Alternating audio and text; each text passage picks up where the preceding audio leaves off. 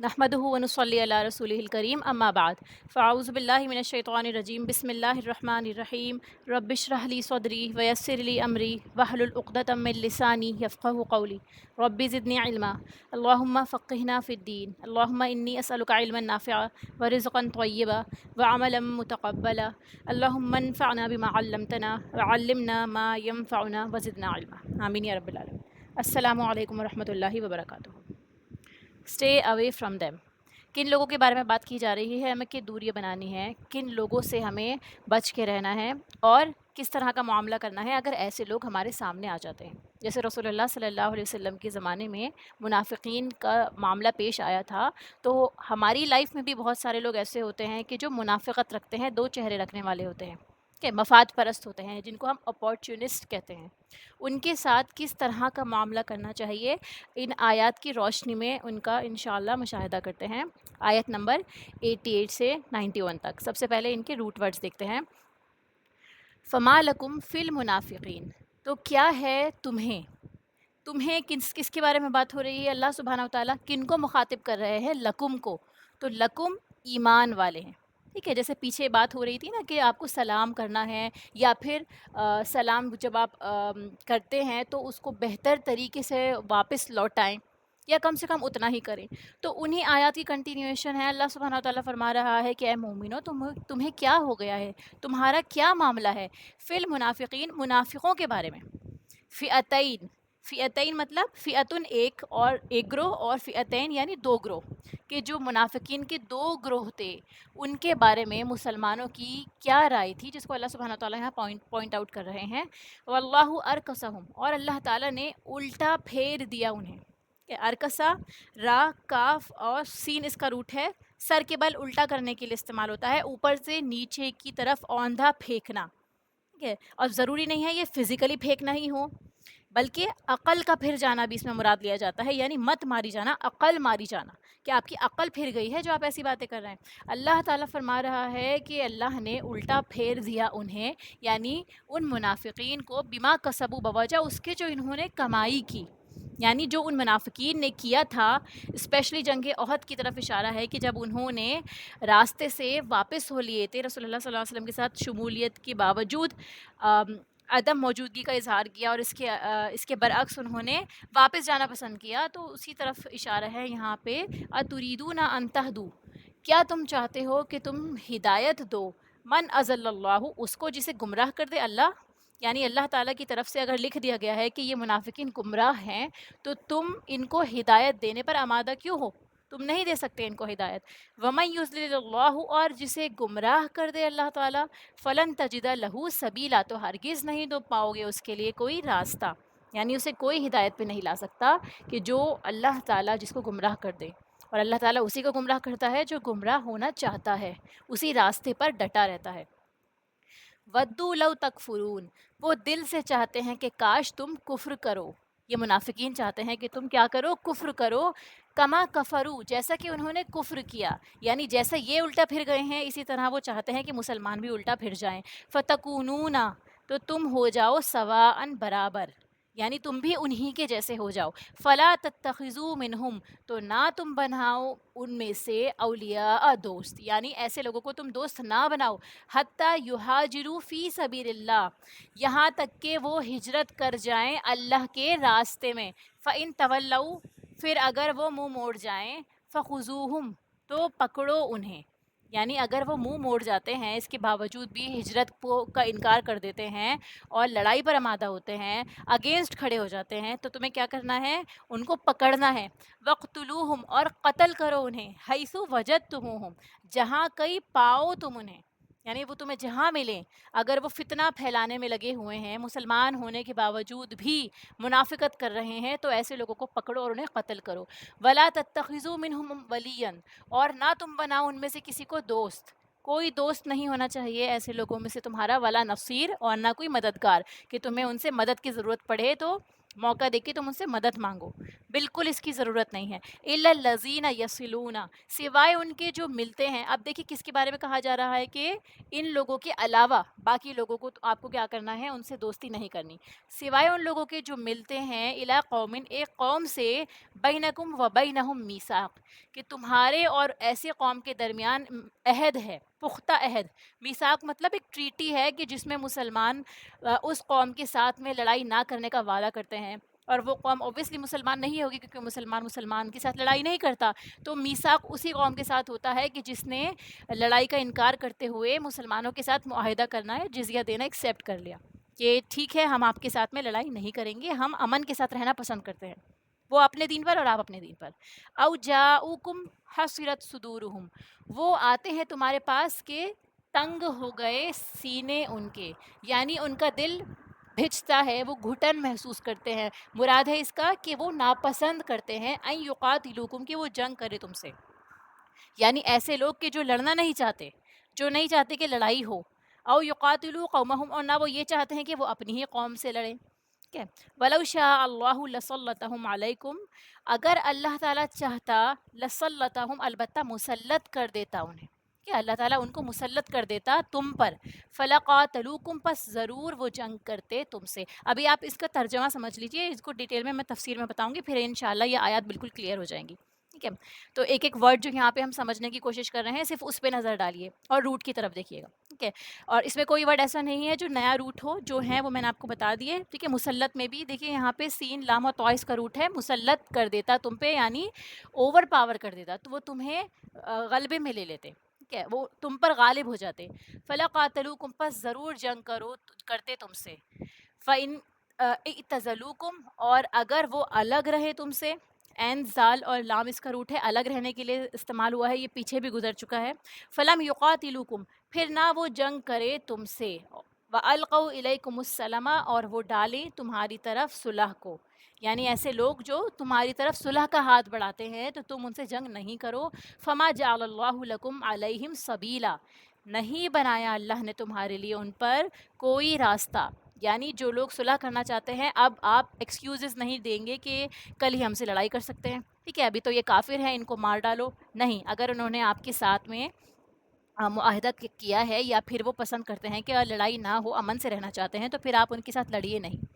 ستجدون آخرین یریدون ان یأمنوکم، ان قریب تم پاؤ گے، ٹھیک ہے، وجدہ یجدو سے بنا ہے، ستجدون، ان قریب تم سب پاؤ گے، یعنی تم سب مسلمانوں کو پتہ چلے گا، آخرین، کچھ دوسروں کو، یریدون، کہ وہ چاہتے ہیں، ان یأمنوکم، کہ وہ امن میں رہے تم سے، کہ یعنی وہ تمہارے ساتھ امن میں رہنا چاہتے ہیں، وَيَأْمَنُوا قَوْمَهُمْ، اور اپنی قوم کے ساتھ بھی، كُلَّمَا رُدُّوا إِلَى الْفِتْنَةِ، جب کبھی وہ لوٹائے جاتے ہیں فتنے کی طرف۔ یہ تیسرے گروہ کے بارے میں بات ہو رہی ہے کہ آخرین، دیکھیے اوپر لکھا ہے نا آخرین، یعنی ایسے بھی دوسرے لوگ ہیں انہی منافقین میں سے کہ جو اوپر سے تم سے کہتے ہیں کہ ہم تمہارے ساتھ بھی اور اپنی قوم کے ساتھ بھی ایمان کی حالت میں رہنا چاہتے ہیں، امن سے رہنا چاہتے ہیں بنا لڑے۔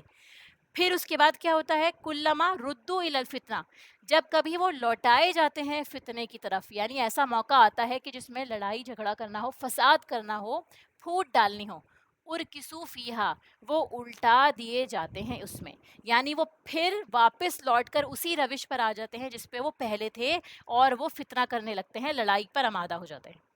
فَإِن لَّمْ يَعْتَزِلُوكُمْ، پھر اگر نہ وہ الگ رہے تم سے، یعنی اگر وہ اس حرکت سے باز نہ آئیں اور لڑائی پر آئیں، وَيُلْقُوا إِلَيْكُمُ السَّلَامَ، اور نہ وہ ڈالیں تمہاری طرف صلح کو، اور وہ صلح کا پیغام بھی نہیں دے رہے، وَيَكُفُّوا أَيْدِيَهُمْ، اور نہ وہ روکے اپنے ہاتھوں کو، فَخُذُوهُمْ، تو پکڑو انہیں، جب وہ لڑے تم سے تو تم ان کو پکڑو، وَاقْتُلُوهُمْ حَيْثُ ثَقِفْتُمُوهُمْ، جیسے پیچھے گزرا، انہیں قتل کرو جہاں کہیں تم انہیں پاؤ۔ وَأُولَٰئِكُمْ جَعَلْنَا لَكُمْ عَلَيْهِمْ، یہی وہ لوگ ہیں اللہ تعالیٰ نے تمہارے لیے راستہ بنا دیا ہے کہ کیا کرو، ان کو تم مار سکتے ہو، ان کو تم قتل کر سکتے ہو، سلطاناً مبینہ، ان پر غلبہ ہے آپ کا واضح طور پر، ٹھیک ہے۔ اب ان آیات کو دیکھتے ہیں تفسیر کے ساتھ میں۔ آیت نمبر 88، فما لکم فی المنافقین، جیسا کہ ابھی ہم نے پڑھا، اس آیت کا شان نزول بتایا جاتا ہے کہ منافقین کے متعلق جو جنگ احد سے واپس لوٹ آئے تھے، دیکھیے جنگ احد پہ کچھ مسلمان رسول اللہ صلی اللہ علیہ وسلم کے ساتھ شامل تھے، ان میں منافقین بھی شامل تھے جو مدینہ میں رہا کرتے تھے، یہ بظاہر اپنے آپ کو مسلمان کہا کرتے تھے لیکن اندر سے یہ منافق تھے. کہ اب یہ منافقین جب احد کے لیے مسلمان جنگ پہ نکلتے ہیں، تیاری پہ پوری طرح سے آمادہ ہو جاتے ہیں، اس وقت میں یہ کیا کرتے ہیں، بیچ راستے سے واپس لوٹ آتے ہیں. ٹھیک ہے. حضرت زید بن ثابت رضی اللہ تعالیٰ عنہ فرماتے ہیں کہ جب نبی پاک صلی اللہ علیہ وسلم احد کی طرف نکلے تو کچھ لوگ آپ کو چھوڑ کر مدینہ واپس آ گئے، اور یہ کتنے تھے، یہ تعداد ان کی 300 بتائی جاتی ہے. ٹھیک ہے. ان لوگوں کے بارے میں جو واپس لوٹ آئے تھے کہ صحابہ کی دو رائے تھی، یعنی الگ الگ گروپس میں صحابہ بٹ گئے تھے، دو گروہ بن گئے تھے. ایک گروہ صحابہ کا یہ کہتا تھا کہ ہم ان سے لڑیں گے کیونکہ یہ ہمیں چھوڑ کر واپس آ گئے تھے اور یہ ان کا اسلام جو ہے وہ قابل قبول نہیں ہے. اور دوسرا گروہ یہ کہتا تھا کہ ہم ان سے نہیں لڑ سکتے، کیوں، کیونکہ انہوں نے کلمہ پڑھ لیا ہے. اور رسول اللہ صلی اللہ علیہ وسلم فرماتے ہیں کہ جس نے کلمہ پڑھ لیا وہ مسلمان ہو گیا. تو اس کی وجہ سے ان صحابہ کے دو گروہ میں آپس میں اختلاف ہو گیا تھا اور وہ سمجھ نہیں پا رہے تھے کہ کیا کرنا چاہیے، سب کا ایک اپنا اوپینین تھا. ٹھیک ہے.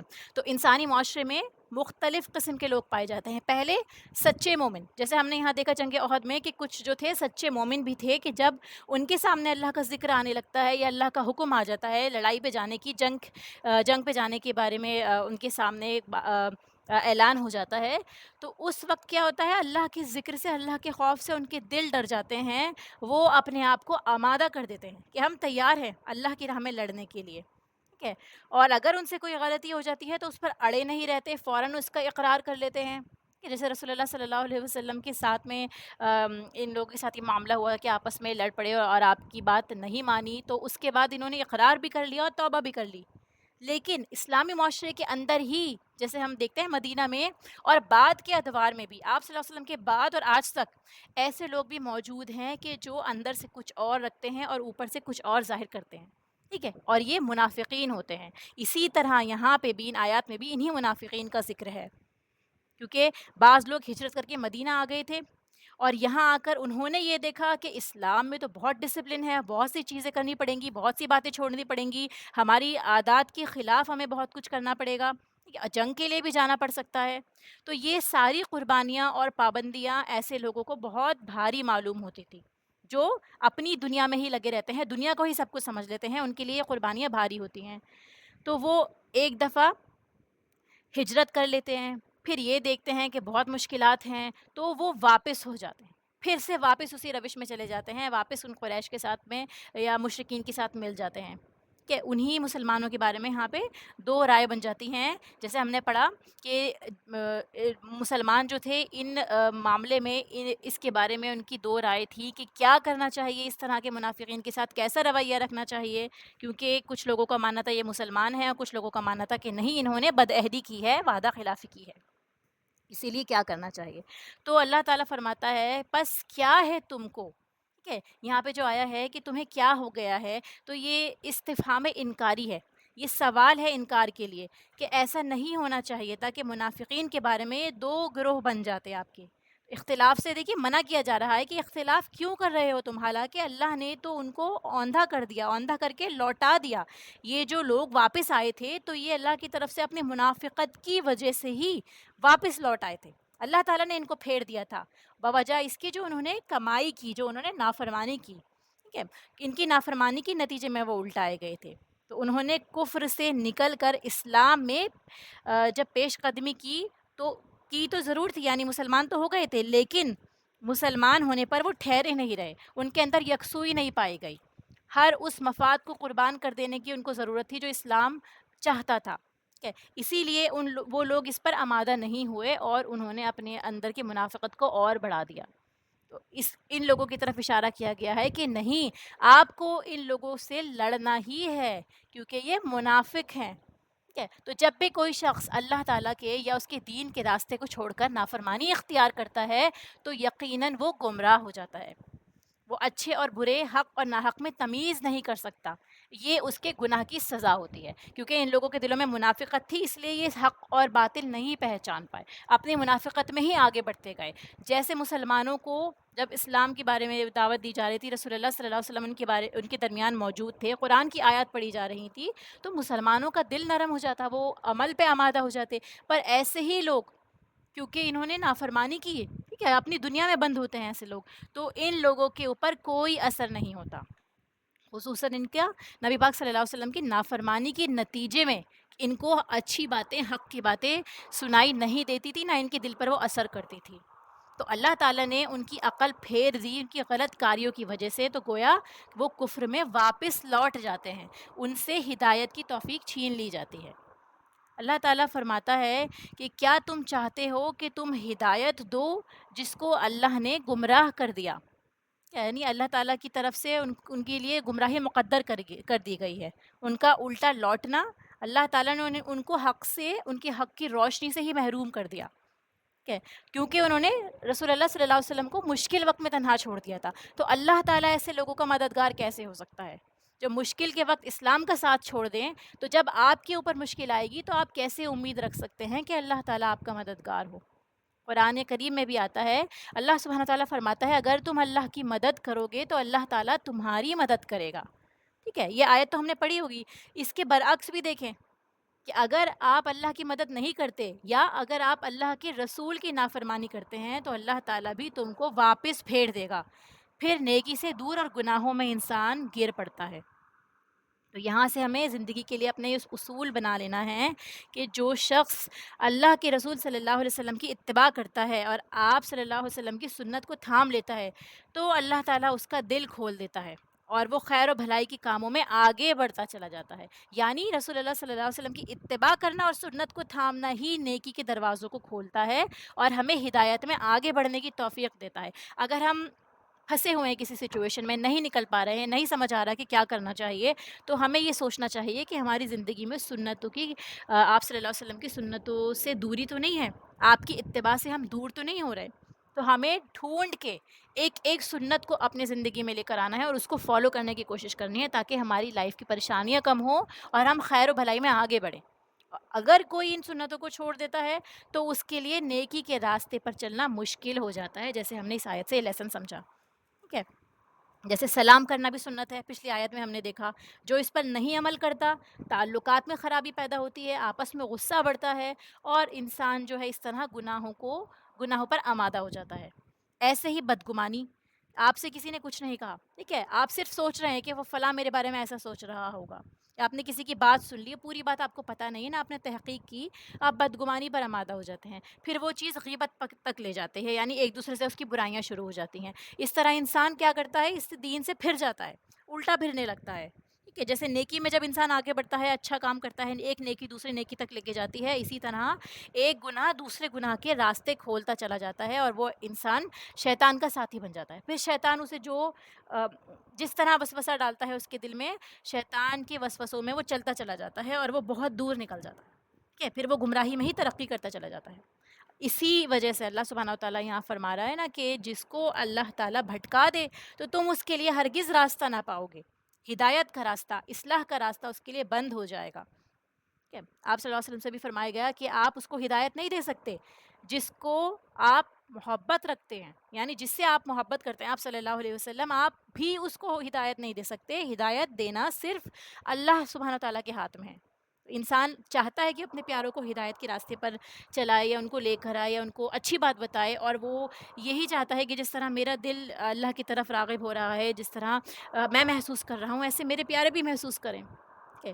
تو جب تک وہ انسان خود سنجیدہ نہیں ہوتا تو آپ کی نصیحتیں کوئی کارگر نہیں ہوں گی، اسی لیے پہلے انسان کو خود سنجیدہ ہونا ضروری ہے، اللہ سے رجوع کرنے کی ضرورت ہے، پھر آپ دیکھیے اللہ سبحانہ تعالیٰ اس کا دل کھولے گا انشاءاللہ۔ آپ کا کام کیا ہے، لیکن آپ اس کو سمجھائیں اور اس کے حق میں دعا کریں۔ تو یہاں ہمیں اس آیت کا خلاصہ کیا ملتا ہے؟ 4 پوائنٹس ہم نے اس آیت سے سیکھے۔ سب سے پہلے کیا کہ اختلاف مسلمانوں کے درمیان یہ چیز ناپسندیدہ ہے، ٹھیک ہے، آپ کا اوپینین الگ ہو سکتا ہے، دوسرے کا الگ ہو سکتا ہے، بالکل اس میں دو رائے نہیں، لیکن اختلاف کرنا، ایک دوسرے کو برا بھلا کہنا، کفر کے فتوے لگانا، لڑائی جھگڑے پر آ جانا، یہ چیز اسلام میں ناپسندیدہ ہے. اپنے اختلاف اپنے پاس رکھیں اور جب اجتماعی کام ہو اسپیشلی تو اس میں مشورے کے ساتھ کام کریں. ٹھیک ہے. پھر برے اعمال انسان کی ہلاکت کا سبب بن جاتے ہیں. اگر آپ نے ایک برائی کری پھر آپ دوسری پہ جائیں گے، تیسری پہ جائیں گے، اس طرح آپ دیکھیں گے آپ ہلاکت تک پہنچ جائیں گے، آپ کو آئیڈیا بھی نہیں ہوگا کہ آپ کتنی دور نکل گئے ہیں. اسی لیے ایک برائی کو جو چھوٹی سی ہی ہو، جو کہ سلام کا جواب نہ دینا یا وہاں سے سٹارٹ ہوتی ہے کہ آپ نے بے رخی برتی یا بدگمانی کری، وہیں سے سٹارٹ ہو جاتا ہے. لہٰذا ان چھوٹے چھوٹے گناہوں سے بھی بچنے کی کوشش کریں جو ہمیں ہلاکت تک لے جا سکتے ہیں. ٹھیک ہے. اسی لیے کیونکہ اگر آپ کو مرض پتہ چل گیا ہے تو فوراً اس کا علاج کریں گے نا. آپ یہ تو نہیں سوچیں گے کہ نہیں اپنے آپ بیماری ٹھیک ہو جائے گی اور وہ مرض بڑھتا چلا جائے اور ایک دن وہ ناسور بن جائے، کینسر کی شکل لے لے، پھر آپ اس کو نہیں نکال سکتے اپنے اندر سے. کیونکہ صغیرہ گناہ اگر آپ بار بار کرتے رہیں گے تو وہ کفر کی طرف لے جاتا ہے انسان کو، اور کفر جو ہے جہنم کی طرف لے جاتا ہے. پھر تیسری امپورٹنٹ بات کہ معاشرے میں منافقین کا طرز عمل جو ہے وہ انتشار کا باعث بنتا ہے. ایسے لوگ جو دو رخے ہوتے ہیں، ہپوکریٹ ہوتے ہیں، وہ معاشرے میں، سوسائٹی میں، خاندانوں میں لڑائی کا سبب بنتے ہیں، لوگوں کو لڑوانے کا کام کرتے ہیں. اسی لیے ایسے لوگوں کو پہچانیں اور ان سے حد درجے بچنے کی کوشش کریں. کہ آپ نصیحت کی بات کر دیں ان کو، لیکن کوشش کریں کہ آپ ان سے بچ کے بھی رہیں. پھر چوتھی بات یہ کہ سنت پر چلنا ہدایت کی توفیق کا ذریعہ بنتا ہے. اگر ہم ہدایت پانا چاہتے ہیں، اللہ کا قرب پانا چاہتے ہیں، تو ہمیں اتباع سنت کو اپنی زندگی کا لازم حصہ بنانا ہوگا انشاءاللہ. آیت نمبر 89، ودو لو تکفرون کما کفروا فتکونون سواء. دیکھیے ودو جو ہے یہاں پہ یہ واو دال دال اس کا روٹ ہے. ود کس چیز کو کہتے ہیں؟ دل سے چاہنے کو. ٹھیک ہے. یہ محبت سے بھی آگے کا درجہ ہوتا ہے، یعنی کسی چیز کو دل و جان سے چاہنا. تو یہاں پہ اس آیت میں فرمایا جا رہا ہے کہ وہ لوگ، ان کی تو دلی چاہت ہی یہ ہے کہ کاش تم بھی کفر کرو تاکہ تم دونوں کفر میں برابر ہو جاؤ. ٹھیک ہے. یہ جو تم بات بتائی جا رہی ہے کہ منافقین مسلمانوں کے بارے میں بھی یہ چاہتے ہیں، یہ تمنا کرتے ہیں، دل سے چاہتے ہیں، ان کی شدید خواہش ہے کہ تم بھی ان کے ساتھ کفر کرو، کہ جیسا انہوں نے کفر کیا، جیسے وہ رسول اللہ صلی اللہ علیہ وسلم کی نافرمانی کر چکے ہیں. ٹھیک ہے. یعنی وہ ڈاماڈول ہوتے ہیں، اپنے مفاد کو نظر میں رکھتے ہیں، سب سے پہلے دین اسلام کو پیچھے رکھ دیتے ہیں، اپنے بارے میں سوچ رہے ہوتے ہیں. ایسے ہی وہ دوسرے لوگوں کے بارے میں بھی چاہتے ہیں کہ وہ بھی ایسے ہو جائیں، وہ بھی مفاد پرست بن جائیں. ٹھیک ہے. پھر اس طرح کیا ہوگا؟ تم اور وہ لوگ دونوں ایک ہی لیول پہ آ کے کھڑے ہو جاؤ گے، دونوں برابر ہو جاؤ گے، اعمال کے اعتبار سے بھی، کردار اور اخلاق کے اعتبار سے بھی، تاکہ تم دونوں کفر میں برابر ہو جاؤ. اللہ تعالیٰ فرماتا ہے کہ پس نہ تم بناؤ ان کو دوست یہاں تک کہ وہ اللہ کے راستے میں ہجرت کریں. یعنی کہ یہ جو لوگ تھے، جو مسلمان تھے، جو مکہ میں مسلمان رہ رہے تھے اور مدینہ میں مسلمان ہجرت کر آ گئے تھے، تو ان کا ہجرت کرنا اس بات کا ثبوت تھا کہ وہ واقعی خالص ہیں. تو جو مسلمان اب مکہ میں ہیں تو وہ کافروں کے بیچ میں ہیں، مشرکین کے بیچ میں ہی رہ رہے ہیں. ٹھیک ہے. تو ان کا رہنا ان کی کمزوری سمجھ لیں، دنیا سے محبت سمجھ لیں. ٹھیک ہے. کہ یعنی جو لوگ نکل سکتے ہیں پھر نہیں نکل پا رہے، ان لوگوں کے بارے میں بات نہیں ہو رہی جو واقعی مجبور ہے، جیسے بوڑھے ہوتے ہیں، کمزور لوگ ہو گئے ہیں، عورتیں ہو گئی ہیں، وہ لوگ وہاں پھنسے ہوئے ہیں جیسے ہم نے پچھلی آیات میں پڑھا، ان کے بارے میں بات نہیں ہو رہی ہے. جو لوگ آ سکتے ہیں لیکن کسی نہ کسی اپنی کمزوری کی وجہ سے نہیں نکل پا رہے، ان لوگوں کے بارے میں کہا جا رہا ہے کہ آپ کو ان کو دوست نہیں بنانا. وہ آپ کے رشتہ دار نہیں ہیں، ایسے لوگ آپ کے دوست نہیں ہیں کہ جب اللہ کے دین کے راستے میں کوئی قربانی دینے کا وقت آئے یا دین کو ضرورت ہو اور وہ کیا کریں، وہ صرف اپنے بارے میں سوچ رہے ہیں. ایسے لوگ آپ کے دوست نہیں ہیں. ٹھیک ہے. ان کو آپ کو دوست نہیں بنانا جب تک کہ وہ ہجرت کر کے واپس نہ لوٹ آئیں. یعنی وہ لوگ جو واپس چلے گئے تھے، جیسے منافقین کے بارے میں بھی بات ہو سکتی ہے کہ جو منافقین تھے انہوں نے دیکھا کہ اسلام کو اس طرح فالو کرنے میں مشکلات آ رہی ہیں، وہ واپس لوٹ گئے کفر میں. جب تک وہ اسلام میں داخل نہیں ہوں گے، ہجرت نہیں کریں گے، آپ کی اور ان کی دوستی ختم ہے. تو کیونکہ اسلام کے لیے اخلاص شرط ہے، اور اس اخلاص کے لیے ہجرت کرنا یہاں پہ ضروری ہے. آپ پریکٹیکل کر کے دکھائیں کہ آپ کتنا سنجیدہ ہیں اسلام کے لیے. تو ہجرت اس بات کی دلیل ہوگی کہ اب وہ مخلص مسلمان بن گئے ہیں اور اب ان سے دوستی اور محبت جائز ہوگی. ٹھیک ہے. تو جب کوئی شخص دین میں آتا ہے تو اس کا بار بار امتحان ہوتا ہے، مشکلات کے ساتھ ہوتا ہے، اس کی مرضی کے خلاف واقعات ہونے لگتے ہیں، کہ یہ چیک کرنے کے لیے کہ وہ اپنے اس مشن میں کتنا سچا اور خالص ہے. دیکھیں مشن کا مطلب یہ نہ سمجھے خالی کہ ہم سب لوگ اللہ کے دین کو لے کے جگہ جگہ نکلیں اور یہی مشن ہوگا کہ ہم تبلیغ کر رہے ہیں. نہیں، مشن کا مطلب یہ ہے کہ آپ جو مسلمان ہیں، اللہ تعالیٰ نے آپ کے اوپر ذمہ داری دی ہے، آپ قرآن پڑھتے ہیں، سمجھتے ہیں، تو آپ کے گھریلو معاملات ہو گئے. ٹھیک ہے، آپ کے اجتماعی معاملات ہو گئے، سوسائٹل کے جتنے بھی آپ کے ریلیشن شپس ہوتے ہیں، ان سارے ریلیشن شپس میں، ان سارے معاملات میں آپ کیسا عمل کر رہے ہیں، کیسا آپ کا طریقہ ہے، آپ کا رویہ کس طرح کا ہے، وہ ساری چیزیں آپ کے امتحان کے اندر آ رہی ہیں. ٹھیک ہے، وہ آپ کا امتحان لیا جائے گا کہ واقعی یہ بندہ اللہ کے لیے خالص ہے، کیا یہ کڑوی باتوں کو صبر سے برداشت کر رہا ہے، کیا یہ دین پہ جمع ہوا ہے، لوگ اس کا مذاق بنا رہے ہیں لیکن پھر بھی یہ اللہ کے احکامات کو فالو کر رہا ہے پورے دل و جان کے ساتھ، محبت کے ساتھ، نہ کہ یہ کہ اپنے آپ کو کمزور اور لاچار اور یہ سمجھے کہ میرے بس میں نہیں ہے کچھ بھی کرنا، اور لوگ میرا مذاق اڑا رہے ہیں تو مجھے یہ چھوڑ دینا چاہیے. یہ ساری چیزیں امتحان کا حصہ ہیں. تو منافق اور آج کے مسلمان جو ہیں ان میں بھی اسی طریقے کا آپ دیکھیں گے فرق، کہ وہ صرف ڈکلیئرڈ مسلمان ہوتے ہیں، صرف نام کے مسلمان ہوتے ہیں لیکن کچھ کرتے نہیں ہیں، قربانی نہیں کرنا چاہتے. تو اسلام جو ہے یہ آپ کا ذاتی نہیں ہے، یہ اجتماعی معاملہ ہے. اجتماعی یعنی جب آپ اسلام فالو کر رہے ہوں گے تو لازماً آپ کا اختلاف بھی ہوگا، لوگوں کے ساتھ معاملات کرتے ٹائم پہ تھوڑی اونچ نیچ بھی ہو سکتی ہے، لین دین کے ٹائم پہ بھی آپ کو اپنی ایمانداری کا ثبوت بھی دینا ہے. تو وقتاً فوقتاً آزمائش ہوتی رہے گی. جو گھر میں ہیں ان لوگوں کی گھروں کے ساتھ، جو خاندان میں رہتے ہیں ان لوگوں کی اس طرح آزمائش ہوگی، جو بزنس کرنے والے لوگ ہیں، جو باہر پڑھنے پڑھانے والے لوگ ہیں، جو گورنمنٹ کا عہدہ سنبھال رہے ہیں، ان سب کی ان کے ہی اکارڈنگ آزمائش ہوتی رہے گی. یہ فیکٹ ہے. ٹھیک ہے، تو ہم جو ہے اپنے جذبات کو کس طرح قابو پا رہے ہیں، اپنے شوق کے ٹائم پہ، صدموں کے ٹائم پہ، غم کے ٹائم پہ، خوشی کے ٹائم پہ، کوئی دکھ پہنچے تب، تکلیف پہنچتی ہے تب، نقصان ہوتا ہے تب، ان تمام مواقع میں کیا ہم صبر کے ساتھ، ثابت قدمی کے ساتھ اللہ کے دین کے راستے پر ڈٹے ہیں، ہر حال میں اللہ کے بندے ہیں یا نہیں. یہ چیز ہمارا امتحان ہے کہ ہم اس راستے پر قائم ہیں یا نہیں. ٹھیک ہے، تو یہ ہم لوگوں کو اپنے آپ سے اس کا سوال کرنا ہے کہ ہم واقعی سچے مسلمان ہیں یا صرف ہم نام کے مسلمان ہیں، اور جب وقت آتا ہے تو ہم پھر جاتے ہیں. آگے آتا ہے کہ پھر اگر وہ منہ موڑ لیں، یعنی ہجرت سے یا جہاد سے یا اللہ کے راستے میں مشکلات آتی ہیں تو ہم ان باتوں کو یا اللہ کے احکامات کو فالو کرنا چھوڑ دیتے ہیں.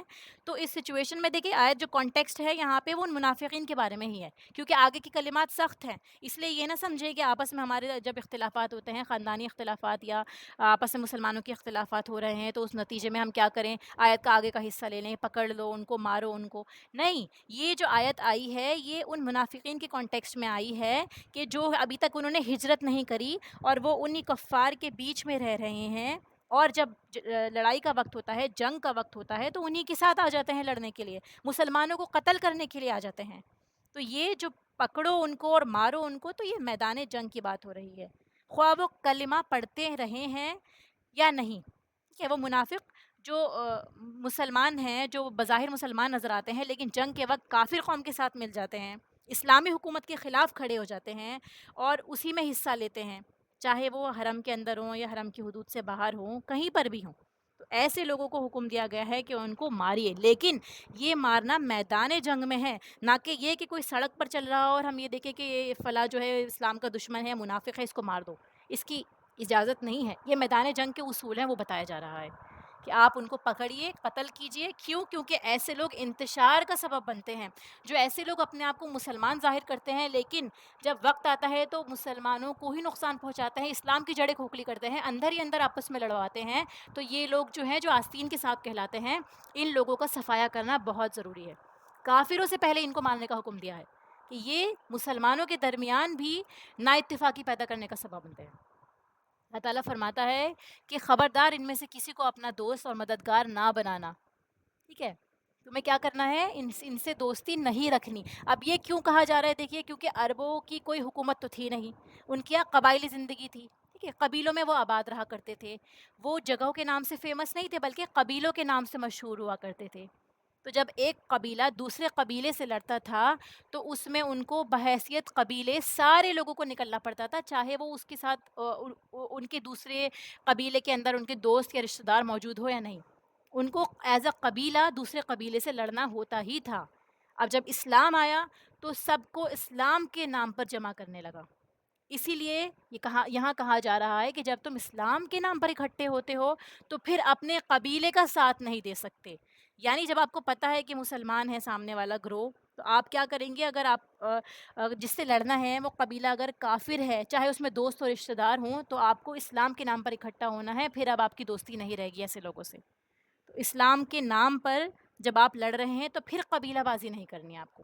جو ایسا کرے کہ نہیں میرے قبیلے کے لوگ ہیں، میں ان سے نہیں لڑ سکتا، چاہے وہ مسلمان ہو یا نہیں، تو اس کا اسلام قابل مشکوک قرار دیا جائے گا۔ تو یہاں ہم اپنے لیے اس کو اپنی لائف میں کیسے امپلیمنٹ کریں گے؟ مفاد پرست لوگ کون ہوتے ہیں؟ ہر اس شخص کے ساتھ مفاد پرست لوگ چل پڑتے ہیں جہاں انہیں فائدہ نظر آتا ہے، اور ہر اس شخص کو چھوڑ دیتے ہیں کہ جہاں ان کے مفاد کو نقصان ہوتا ہے۔ ٹھیک ہے، یعنی بعض لوگ آپ کا ساتھ اس وقت تک دیتے ہیں، اس وقت تک آپ کے ساتھ اچھے ہوتے ہیں کہ جب ان کو فائدہ پہنچ رہا ہوتا ہے۔ جہاں آپ سے کوئی نقصان ہوا یا جو فائدہ مل رہا تھا وہ بند ہو گیا، تو وہ کیا کرتے ہیں؟ آپ کو نقصان پہنچا دیتے ہیں یا آپ کو چھوڑ کے چلے جاتے ہیں۔ تو کوئی بھی ایسا شخص جو دل سے آپ کا ہمدرد نہ ہو، خیر خواہ نہ ہو، صرف اپنی کسی ذاتی مفاد کی خاطر آپ کے ساتھ مل رہا ہو، اسے کچھ چاہیے آپ سے، کچھ لالچ ہو آپ سے، تو ایسے لوگ بھروسے کے لائق نہیں ہیں۔ آپ کو ایسے لوگوں کو دلی دوست نہیں بنانا جو وقت پڑنے پر موجود نہیں ہوتے۔ ٹھیک ہے، اللہ تعالیٰ فرماتا ہے نا، ان میں سے کسی کو اپنا دوست نہ بنانا۔ کیوں؟ کیونکہ یہ کہہ تو رہے ہیں کہ مسلمان ہیں، وہ بظاہر آپ سے بولیں گے کہ میں آپ کی رشتہ دار ہوں یا میں آپ کی دوست ہوں، میں ضرورت پر آپ کے کام آؤں گی، لیکن جب آپ کو ضرورت پڑے تو وہ الٹا آپ کو ہی نقصان پہنچا رہے ہوں، آپ کی برائیاں دوسروں سے کرنے پہ ہوں۔ ٹھیک ہے، تو ایسے لوگ کیا ہیں؟ یہ فرینڈ کہلانے کے لائق نہیں ہوتے، کیونکہ سچا دوست وہ ہوتا ہے جو ضرورت کے وقت کام آتا ہے۔ اسی لیے مسلمانوں سے کہا جا رہا ہے کہ ہوشیار رہو، ایسے لوگوں کو دوست مت سمجھو کہ جو مسلمانوں کے روپ میں منافق ہیں، کہ مفاد پرست لوگ ہیں، ان کی حقیقت بہت جلدی سامنے آ جاتی ہے۔ اور مومن ایک سوراخ سے دو بار نہیں ڈسا کرتا، یعنی جب آپ کو پتہ چل جائے ایسے لوگوں کے بارے میں، جب آپ کے ساتھ میں ایک حادثہ ہو جائے یا آپ ایک مس ہیپ کا سامنا کر چکے ہوں، تو پھر آپ دوبارہ اس جگہ پہ بھروسہ کرنے کی غلطی نہ کریں۔ آپ کو اپنے آپ کو بچا کے رکھنا ہے، ٹھیک ہے، آپ کو چوکنا رہنا ہے۔ مومن جو ہے وہ چوکنا رہتا ہے، کہ اسلام جو ہے فطرت پر ہے۔ تو جو بندہ ہر ایک کے لیے اچھا سوچ رہا ہوتا ہے، وہ دوسرے کو بھی اچھا سمجھتا ہے، پھر وہ اس کے دھوکے میں بھی آ جاتا ہے۔ اسی لیے فرمایا جا رہا ہے کہ مومن سمجھدار ہوتا ہے، معاملہ فہم ہوتا ہے، وہ دیکھتا ہے کہ کس پہ ٹرسٹ کرنا ہے اور کس پہ نہیں، کس کو کیا کام دینا ہے، کون کس کام کے حقدار ہے۔ اور پھر یہ بھی دھیان رکھیے کہ صرف بدگمانی کے نتیجے میں آپ ایسا نہیں کریں گے کہ آپ بدگمان ہیں کسی سے، یا کسی نے آپ کو بول دیا فلاں شخص کے بارے میں اور آپ نے نہ تحقیق کی نہ آپ کو پتہ ہے، بس ہو سکتا ہے کہ ان کے دل میں کوئی رنجش ہو اور وہ آپ کو آپس میں لڑانے پر آمادہ ہو جائیں۔ ایسی چیزوں سے بھی بچنا ہے۔ اگر یقین ہے آپ کو، آپ نے دیکھا ہے یا آپ کو نقصان اٹھانا پڑا ہے اس سے پہلے، اور آپ نے پوری اپنی طرف سے تحقیق کر لی ہے، اس کے بعد اس نتیجے پر آپ کو آنا ہے کہ آپ کو بچ کے رہنا ہے اس سے۔ ٹھیک ہے، اگلی آیت میں آتا ہے إِلَّا الَّذِينَ يَصِلُونَ إِلَىٰ قَوْمٍ بَيْنَكُمْ، جیسے ہمیں پیچھے کا منافقین کے بارے میں ہی پڑھ رہے ہیں، ایسے ہی منافقین کے گروہ کے بارے میں بتایا جا رہا ہے کہ وہ لوگ منافقین جو ملتے ہیں ایسی قوم کے ساتھ، یعنی کچھ لوگ ایسے بھی ہو سکتے ہیں کہ جو نہ آپ کا برا چاہتے ہو نہ آپ کے دشمنوں کا برا چاہتے ہو۔ ٹھیک ہے، یعنی کیونکہ یہاں پہ جنگ کا ٹائم چلا نا، آپ مدینہ کے کانٹیکس میں دیکھیے کہ مسلمانوں کے اوپر چاروں طرف سے حملہ ہو رہا ہے۔ اب مسلمان جو ہے وہ نقصان اٹھا سکتے ہیں، زیادہ لوگ اکٹھے ہو جائیں، مختلف قبیلے کے لوگ، مختلف نیشنز جمع ہو جائیں اور جمع ہو کر مسلمانوں کے اوپر حملہ کر دیں، تو اس نتیجے میں مسلمانوں کو نقصان کا سامنا کرنا پڑے گا۔ تو اسی لیے اس آیت میں فرمایا جا رہا ہے کہ جو ایسے لوگ ہوں کہ وہ اپنی قوم کے ساتھ میں اور تمہارے درمیان میں، کہ جن کے بیچ میں کیا ہو؟ معاہدہ ہو، یعنی تمہارے اور ایسی قوم کے درمیان ایک ٹریٹی بن گئی ہے کہ ہم آپس میں ایک دوسرے پر حملہ نہیں کریں گے، ہم امن اور سکون کے ساتھ رہیں گے۔ تو مسلمان غیر مسلمانوں کے ساتھ میثاق قائم کر سکتے ہیں۔ اس آیت کے حصے سے ہمیں پتہ چلتا ہے کہ آپ ٹریٹی یا کوئی میثاق قائم کر سکتے ہیں غیر مسلموں کے ساتھ، امن کا، کہ جس میں آپ امن سے رہ سکتے ہیں۔ ٹھیک ہے، یا آتے ہیں تمہارے پاس کہ ان کے سینے تنگ ہوتے ہیں کہ وہ لڑے تم سے یا لڑے اپنی قوم سے، مطلب نہ وہ تم سے اور نہ ہی اپنی قوم سے لڑنا چاہتے ہیں، وہ نہیں چاہتے کہ لڑائی جھگڑا ہو۔ ایسے لوگ جو امن پسند ہوتے ہیں، جو چاہتے ہیں کہ آپ بھی سکون سے رہیں ہم بھی سکون سے رہیں، تو اللہ تعالیٰ فرماتا ہے کہ ایسے لوگوں کو جو غیر مسلم بھی ہوں، آپ ان کو قتل نہیں کریں گے، وہ لوگ قتل سے ایگزمپٹڈ ہوں گے، جو کسی ایسی قوم سے جا ملیں کہ جس کے ساتھ ہمارا امن کا معاہدہ ہے یا پھر وہ لڑنا نہیں چاہتے۔ ٹھیک ہے، اگر اللہ تعالیٰ چاہتا البتہ مسلط کر دیتا ان کو تم پر، بس وہ لڑتے تم سے، یعنی کہ اگر تم ان سے لڑنے پر آمادہ ہوئے اور تم کہتے ہو کہ نہیں ابھی مسلمان نہیں ہیں، کل ہمیں نقصان پہنچا سکتے ہیں، اور تم ان پہ لڑائی کے لیے آمادہ ہو جاتے ہو کہ آج ہی ان کو ختم کر دیں، تو ایسا بھی ہو سکتا ہے کہ وہ جا کے دشمنوں سے مل جائیں اور وہ الٹا تمہیں ہی نقصان پہنچا دے۔ اللہ تعالیٰ نے یہ فرمایا کہ اگر اللہ چاہتا مسلط کر دیتا تم پر، یعنی ان کے پاس غلبہ ہوتا تو وہ بھی تم سے لڑنے پر آ جاتے۔ اگر اللہ تعالیٰ ان کے دلوں کو نرم نہیں کرتا، اللہ تعالیٰ کی طرف سے ہی ایسا ہے کہ وہ تم سے لڑنا نہیں چاہتے، تو تم بھی ان سے لڑائی پر آمادہ نہ ہو، تم بھی ان سے لڑنے کی کوشش نہ کرو۔ اور پھر اگر وہ چھوڑ دے تم کو، ایک طرف ہو جائیں تم سے، جنگ نہ کرے تم سے، پھر نہ لڑے تم سے اور ڈالے تم پر سلامتی، یعنی تمہاری طرف وہ صلح کا ہاتھ بڑھاتے ہیں، صلح کا پیغام دیتے ہیں، تو تمہیں بھی ان سے نہیں لڑنا چاہیے۔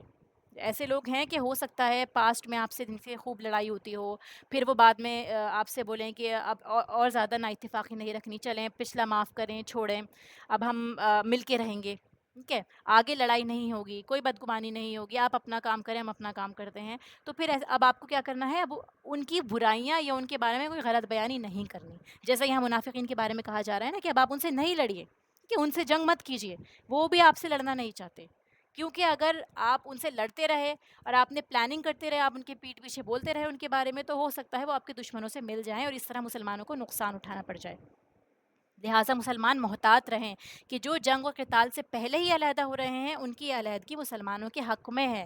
اللہ تعالیٰ کا یہ احسان ہوتا ہے کہ جو ہمارے دشمن ہوتے ہیں یا جو ہمیں ناپسند کرتے ہیں، وہ لوگ ہو سکتا ہے ان کا دل بھی نرم ہو جائے ہمارے لیے، کہ اللہ تعالیٰ ان کا دل بھی پھیر سکتا ہے، کہ اسی لیے کسی سے بدگمان بھی نہ ہو، اور ساتھ میں کوشش کریں حد درجے کی لڑائی سے بچیں، ان کو نہ چھیڑ چھاڑ، ان کے ساتھ نہ چھیڑ چھاڑ کریں، کہ جیسے ہم نے یہاں پہ دیکھا کہ اللہ تعالیٰ نے ان کا دل نرم کر دیا، تو اب آپ ان سے نہ لڑے جو نہیں لڑنا چاہتے، لیکن جو لڑنا چاہتے ہیں، یہ تیسرے ٹائپ کے منافقین ہیں کہ عنقریب تم پاؤ گے کچھ دوسرے لوگوں کو، یعنی ایسے بھی لوگ ہیں منافقین میں سے کہ تمہارے ساتھ امن میں رہتے ہیں اور اپنی قوم کے ساتھ میں بھی، یعنی وہ لڑنا نہیں چاہتے، ابھی تک تو انہوں نے یہ بولا کہ ہم لڑائی نہیں کریں گے، ہم امن میں رہ رہے ہیں، لیکن اس کے باوجود وہ پھیر لیے جاتے ہیں جب فتنہ آتا ہے، یعنی جب لڑائی کا وقت آتا ہے، کوئی قوم جو تمہاری دشمن ہے تم سے لڑنے پر آتی ہے، جنگ کا وقت آتا ہے یا شرک کا کوئی موقع آتا ہے،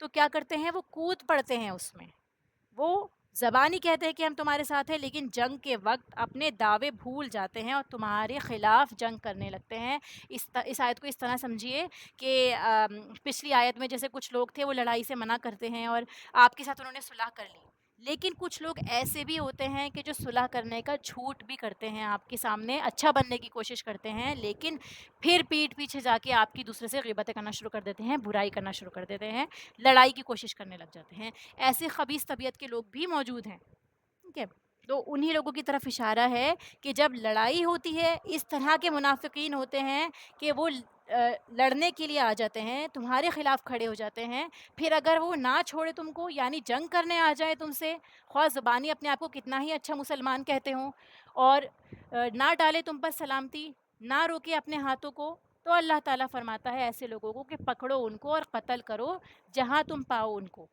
اور یہی لوگ ہیں کہ ان پر ہاتھ اٹھانے کے لیے ہم نے تمہیں کھلی حجت دے دی ہے، یعنی اللہ کی طرف سے اجازت ہے ایسے لوگوں سے لڑنے کی، کہ جو آپ سے موقع میں دیکھ کر لڑائی کرنے کے لیے آ جاتے ہیں، ٹھیک ہے۔ تو یہاں پر دوسرے منافقین کے بارے میں بتایا جا رہا ہے کہ وہ اپنے قوم کے ساتھ میں امن میں رہ رہے ہیں، لیکن لڑائی کے وقت آ جاتے ہیں لڑنے کے لیے، تو امن پسندی کی یہاں پہ 3 صورتیں آئیں، یعنی اگر آپ کے ساتھ کوئی امن میں رہنا چاہتا ہے تو اس کی 3 کنڈیشنز آپ کے سامنے آتی ہیں، یا تو اس نے آپ مسلمانوں کے ساتھ صلح کر لی ہو، یا دوسری کنڈیشن کہ وہ کفار کے لشکر میں ہی شامل نہیں ہو رہے، کہ جب جو لشکر آ رہا ہے اس وقت میں وہ اپنے آپ کو الگ ہی کر لیتے ہیں، ٹھیک ہے، لڑائی ہو رہی ہے، ان کے قوم کے لوگ آ رہے ہیں، ان کے آس پاس کے لوگ آ رہے ہیں لڑنے، لیکن ان لوگوں نے اپنے آپ کو الگ کر لیا کہ ہمیں نہیں لڑنا ان لوگوں کے ساتھ میں۔ اور تیسری سچویشن یہ ہے کہ اگر شامل ہونا پڑے کسی وجہ سے، جیسے قبیلے میں شامل ہوا کرتے تھے لوگ آپس میں، تو کیا کریں، وہ اپنے ہاتھوں کو روک لے تم سے، وہ لڑائی کے لیے نہ آئیں، یہ تیسری کنڈیشن ہو جاتی ہے۔ تو یہ امن پسندی کی تینوں صورتیں آ جاتی ہیں۔ اس طرح منافقین جو ہے یہاں پہ ان کے 3 گروہ کے بارے میں پتہ چلتا ہے ہمیں، سب سے پہلے کہ وہ مسلمانوں سے دھوکے بازی کرنے والے لوگ ہیں، جیسے ہم نے پہلی آیت میں دیکھا کہ وہ دھوکے بازی میں لگے ہوتے ہیں، وہ چاہتے ہیں کہ تم بھی کفر کرو، وہ چاہتے ہیں کہ تم بھی بھٹک جاؤ جس طرح وہ بھٹکے ہیں، ٹھیک ہے، اس لیے ان کے لیے کیا کنڈیشن بتائی کہ ہجرت کر لیں یا پھر ان کے ساتھ آپ جنگ کریں اور ان کو قتل کر ڈالیں، ایسے لوگوں کے لیے کیا بتایا گیا کہ ایسے لوگوں کو آپ قتل کر سکتے ہیں کہ جو دھوکے باز منافقین ہیں، مسلمانوں کا صرف لبادہ اوڑھے ہوئے ہیں. اور اس کے بعد دوسری کنڈیشن آئی ہے کہ وہ معاہد لوگ ہیں، یعنی وہ معاہد قوم ہیں، ان کو لڑائی میں دلچسپی نہیں ہے اور وہ نہیں لڑنا چاہتے آپ سے، تو ان لوگوں کے ساتھ میں آپ کو سلامتی کے ساتھ رہنا ہے. اللہ تعالیٰ کا حکم ہے کہ ایسے لوگوں کو قتل نہ کریے، ان کو آپ مت ماریے. تیسرے لوگ ہیں، تیسرے طرح کے منافقین ہیں جو جنگ پر آمادہ ہوتے ہیں.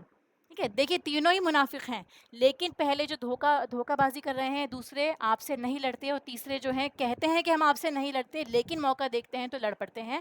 تو ایسے لوگوں کو بھی فرسٹ اور تھرڈ کیٹیگری، ان تینوں کو پکڑ کے قتل کرنے کا حکم دیا جا رہا ہے. اور یہ آیت جو ہے اگر آؤٹ آف کانٹیکسٹ کوٹ کی جائے تو مسلمانوں کے خلاف کوٹ کی جا سکتی ہے کہ مسلمانوں کو دیکھیں کہا جا رہا ہے کہ پکڑو اور قتل کرو، تو مسلمان جو ہیں وہ ٹیررسٹ قسم کے لوگ ہیں نعوذ باللہ، یا پھر یہ ہے کہ لڑائی جھگڑا کرتے ہیں، قتل کرتے ہیں دوسرے لوگوں کو، اپنوں کو ہی قتل کرتے ہیں، مسلمانوں کو ہی قتل کرتے ہیں. تو یہاں یہ بتایا گیا کہ دیکھیں ان لوگوں کو کرنے کو کہا گیا ہے کہ جو واقعی لڑائی جھگڑے کا سبب بنتے ہیں، خون خرابہ کرتے ہیں، آپس میں لوگوں کو لڑواتے ہیں اور فتنہ اکٹھا کرتے ہیں. لیکن جو دوسرے قسم کے لوگ ہیں، معاہد ہیں، نہ وہ آپ سے لڑتے ہیں اور وہ بھی اپنے لائف میں بزی ہیں، اپنے لائف میں آرام سے رہنا چاہتے ہیں، اور وہ یہ بھی چاہتے ہیں کہ مسلمان وہ بھی ان کو بھی کوئی پریشانی نہ ہو، نہ ہمیں کوئی پریشانی ہو. تو ایسے لوگوں کو، چاہے وہ منافق ہو، چاہے وہ کافر ہو، مشرک ہو، آپ ان کے ساتھ میں جنگ نہیں کریں گے. ٹھیک ہے، یہ پسندیدہ نہیں ہے کہ آپ ان کو پکڑیے ماریے، ضرورت نہیں ہے اس چیز کی. ٹھیک ہے، آپ ان کی آیات کی ایک بار تلاوت سن لیجیے. فما لكم في المنافقين فئتين والله أركسهم بما كسبوا أتريدون أن تهدوا من أضل الله ومن يضلل الله فلن تجد له سبيلا وَدُّوا لَوْ تَكْفُرُونَ كَمَا كَفَرُوا فَتَكُونُونَ سَوَاءً فَلَا تَتَّخِذُوا مِنْهُمْ أَوْلِيَاءَ حَتَّى يُهَاجِرُوا فِي سَبِيلِ اللَّهِ فَإِن تَوَلَّوْا فَخُذُوهُمْ وَاقْتُلُوهُمْ حَيْثُ وَجَدتُّمُوهُمْ وَلَا تَتَّخِذُوا مِنْهُمْ وَلِيًّا وَلَا نَصِيرًا إِلَّا الَّذِينَ يَصِلُونَ إِلَىٰ قَوْمٍ بَيْنَكُمْ وَبَيْنَهُم مِّيثَاقٌ أَوْ جَاءُوكُمْ